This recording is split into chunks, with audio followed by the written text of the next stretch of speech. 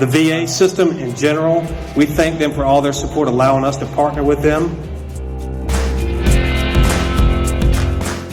600 Cheeriodical boxes for veterans here locally in Texas.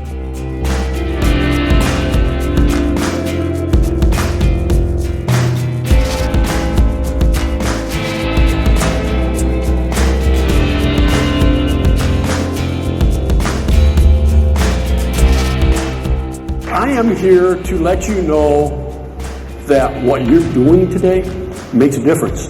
It makes a difference for all of our men and women who served in the armed forces. But when you're putting those boxes together today, remember everything that you put in that box, there's a man or a woman standing behind what you're doing. Everything. I want you to remember what you're doing. But when you go back to your home cities, your hometowns, if there's a VA close, get involved.